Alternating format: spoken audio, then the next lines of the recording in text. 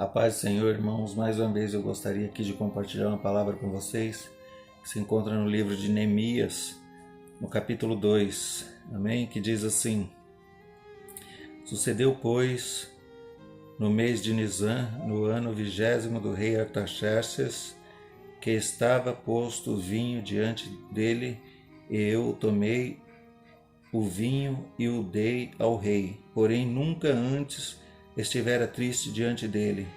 E o rei me disse: Por que estás triste o teu rosto, pois não estás doente? Não é isto, senão tristeza de coração. Então temi muito, em grande maneira, e disse ao rei: Viva o rei para sempre! Como não estaria triste o meu rosto, estando a cidade, o lugar dos sepulcros de meus pais, assolada, e tendo sido consumida as suas portas a fogo? E o rei me disse: Que me pedes agora? Então orei ao Deus dos céus e disse ao rei: Se é do agrado do rei, e se o teu servo é aceito em tua presença, peço-te que me envies ajudar a cidade dos sepulcros de meus pais, para que eu a edifique. Então o rei me disse, estando a rainha assentada junto a ele: Quanto durará a tua viagem e quando voltarás? E aprouve ao rei enviar-me, apontando-lhe eu um certo tempo. E disse mais ao rei: Se ao rei parece bem, deixe-me cartas para os governadores da além do rio, para que me deem passagem até que chegue a Judá, como também uma carta para Asaf, guarda do jardim do rei, para que me dê madeira para cobrir as portas do paço da casa e para o muro da cidade e para a casa em que houver de entrar. E o rei mas deu segundo a boa mão de Deus sobre mim. Amém, irmãos? Então, só para os irmãos entenderem melhor, Neemias, ele era um judeu que fazia parte do grupo dos judeus que haviam sido levados cativos para a Babilônia. Mas apesar dele ser cativo, ele desfrutava de uma vida boa, confortável, pois ele tinha um cargo de muita importância, ele era copeiro do rei, o rei da Pérsia. Então, irmãos, a Bíblia diz que um certo dia veio o seu irmão Anani e com ele alguns de Judá, e o Neemias perguntou para eles como estavam aqueles que tinham escapado do cerco a Jerusalém, que não tinham sido levados para o cativeiro. Como é que eles estavam vivendo, Então, eles disseram que aqueles que restaram do cativeiro, aqueles que não foram levados para o cativeiro, estavam vivendo uma vida de grande miséria e desprezo, e que os muros de Jerusalém estavam fendidos e as suas portas queimadas a fogo.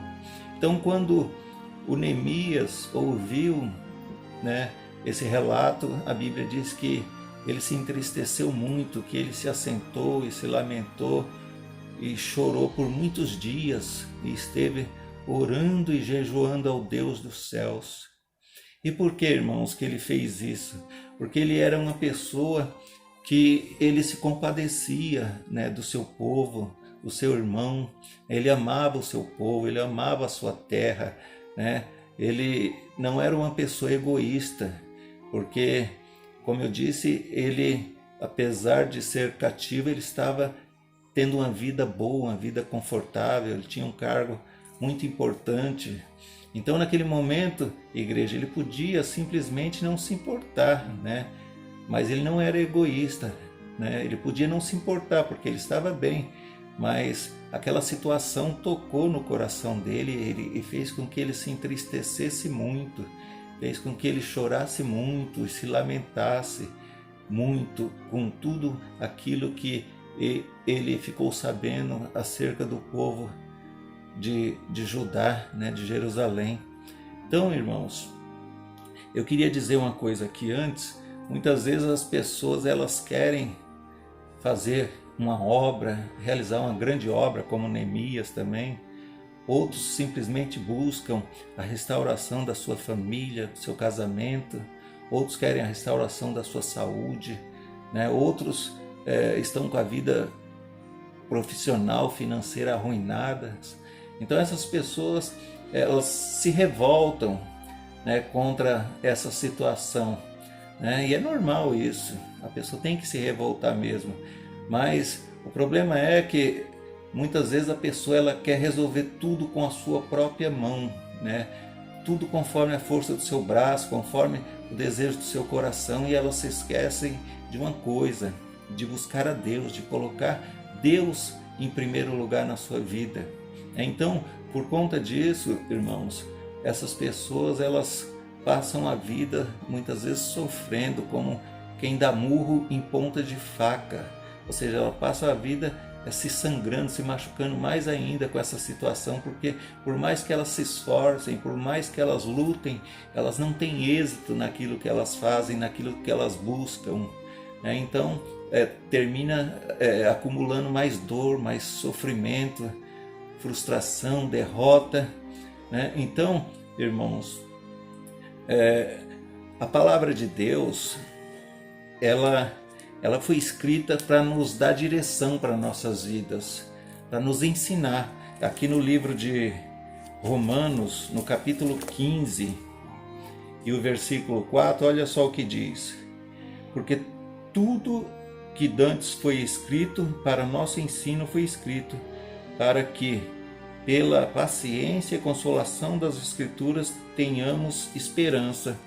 Então, irmãos, você vê que a palavra de Deus ela está escrita para nos ensinar, para nos dar direção para nossas vidas, para que nós possamos viver bem, né? Então eu não quero falar nada aqui que venha de mim mesmo, mas o que essa palavra, né, que relata sobre o desejo do Neemias restaurar as muralhas de Jerusalém, passa para nós.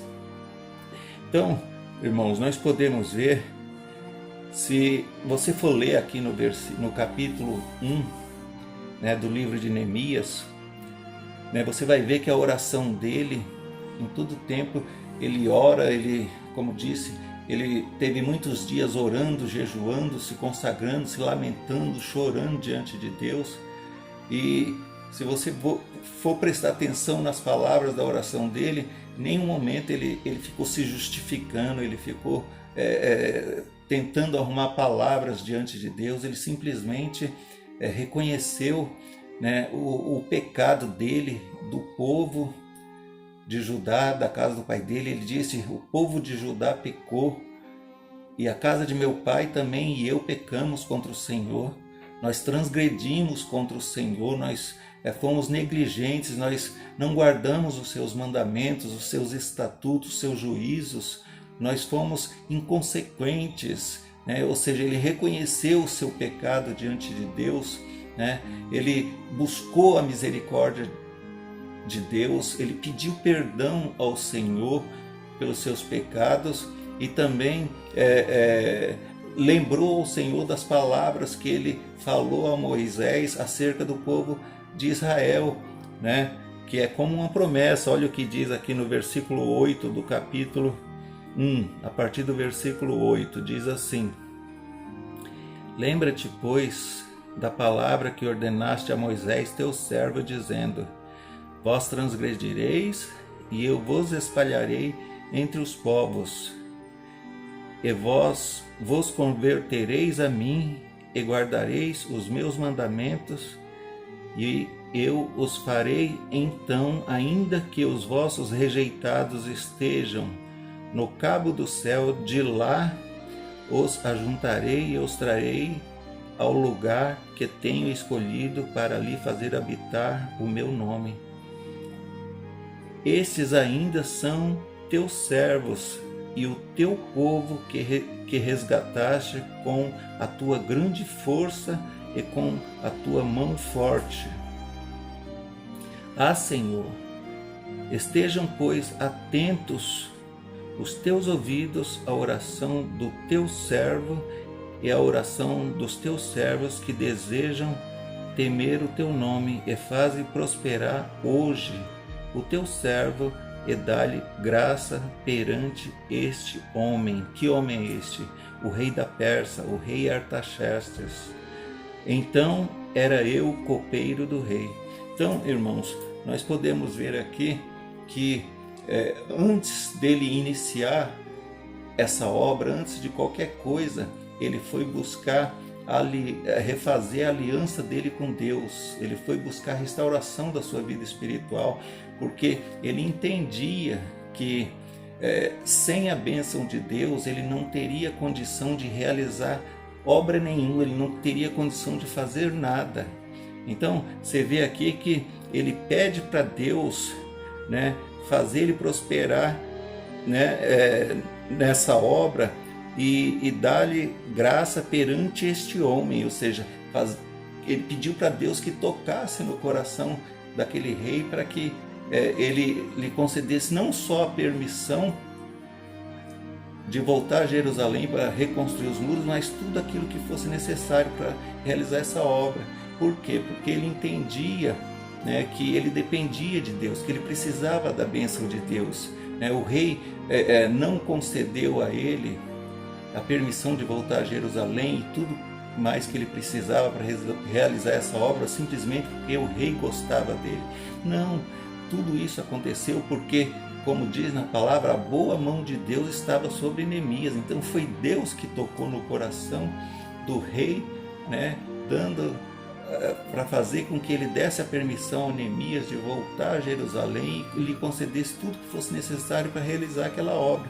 Então, irmãos, esse é o pensamento que nós temos que ter também para as nossas vidas nos dias de hoje, independente de que projeto você tenha, de que obra que você deseja fazer, ou se simplesmente você busca a restauração da sua família, do seu casamento, né? Ou se você busca a restauração da sua saúde, da sua vida profissional, financeira, né? Nós temos que saber que nós temos que colocar em primeiro lugar Deus nas nossas vidas, porque se nós tivermos a presença dele conosco, aí sim nós vamos ter êxito naquilo que nós buscamos, nós vamos conseguir restaurar a nossa família, o nosso casamento, nós vamos conseguir prosperar, sair da miséria, da pobreza, nós vamos conseguir obter a saúde. Às vezes a pessoa ela se humilha diante de uma situação, né? Como por exemplo uma pessoa que está com o lar destruído, muitas vezes ela se humilha diante do homem, ou ele se humilha diante da mulher, buscando a reconciliação, a restauração da família, né? E muitas vezes se esquece, né, de se humilhar diante de Deus, de buscar a Deus, né, de entregar, né, a sua vida ao Senhor, para dessa forma conseguir a sua bênção, para que aquele plano que ele tem, aquele projeto que ele tem, aquele desejo que ele tem no coração seja realizado, porque Deus é o único que pode nos capacitar, nos dar força, sabedoria para vencer, para realizar, para construir, né, para adquirir tudo aquilo que nós precisamos, que nós queremos. Mas para isso, irmão, nós temos que colocar Deus em primeiro lugar. Para isso nós temos que buscar ao Senhor de todo o coração, né? Nós temos que, antes de começar qualquer obra, nós temos que se lembrar que nós temos que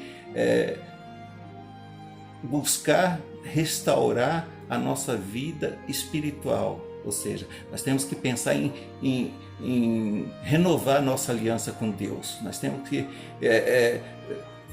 entregar a nossa vida ao Senhor. Se nós nos afastamos de Deus, nós temos então que pedir perdão dos nossos pecados ao Senhor, reconhecer os nossos pecados, assim como Neemias reconheceu que havia pecado, que havia errado, que havia transgredido contra Deus. Assim também nós devemos fazer. Ou seja, aí a partir do momento que nós restauramos a nossa vida espiritual, a nossa aliança com Deus, aí é onde nós vamos ter, irmãos, condição de realizar qualquer tipo de obra, né? Porque se a mão de Deus estiver sobre nós, a boa mão de Deus estiver sobre nós, não tem, irmãos, quem possa nos barrar, quem possa nos impedir. Não tem como não dar certo os nossos planos, os nossos projetos, se a bênção de Deus estiver sobre as nossas vidas. Mas para isso nós temos que colocar Deus em primeiro lugar. Não tente fazer algo, tentar restaurar seu casamento, a sua família, sem antes restaurar a sua vida espiritual, sem antes fazer um concerto com Deus. Porque se Deus estiver em primeiro lugar, pode ter certeza que você vai ser bem sucedido. Não pense você que por levantar cedo e dormir tarde, trabalhar de todas as maneiras, que você vai vencer. Não, você tem que entender que o que você precisa é a bênção de Deus na sua vida. Então busque ao Senhor em primeiro lugar, coloque Deus em primeiro lugar na sua vida, entregue a sua vida ao Senhor e você vai então ter vitória, você vai ter êxito em tudo aquilo que você empreender, fazer, tudo aquilo que você sonhar. Assim como Neemias, ele colocou no coração de fazer aquela obra, de lutar pelo seu povo, de reconstruir as muralhas de Jerusalém, mas ele entendia que se ele não tivesse a bênção de Deus, a presença de Deus com ele, ele não ia conseguir realizar aquela grande obra. Então ele buscou o Senhor de todo o coração, renovou a sua aliança com Deus, fez concerto com o Senhor e pediu ao Senhor que lhe desse graça para que ele conseguisse a aprovação do rei, que o rei desse a ele a permissão e tudo que ele precisava para realizar aquela obra. Assim também tem que ser nas nossas vidas, nos dias de hoje também. Se nós não entregar a nossa vida ao Senhor, se nós não buscar o Senhor de todo o coração, não colocar Deus em primeiro lugar na nossa vida, pode ter certeza que vai ser só fracasso, derrota, frustração. Mas a partir do momento que Deus estiver em primeiro lugar, assim como Neemias conseguiu realizar aquela grande obra, Deus também vai nos ajudar na restauração da nossa vida familiar, do casamento, na vida profissional, financeira, na saúde, em todas as áreas que houver deficiência. Deus, ele vai entrar com providência, ele vai abençoar, mas a partir do momento que você colocar ele em primeiro lugar na sua vida, a partir do momento que você parar e falar, eu preciso realizar essa obra na minha vida, mas eu reconheço que preciso, em primeiro lugar, me acertar com Deus, renovar o meu pacto, a minha aliança com o Senhor, para poder ter condição, força, sabedoria para realizar essa obra. Amém, irmãos? Que Deus abençoe a todos em o nome de Jesus.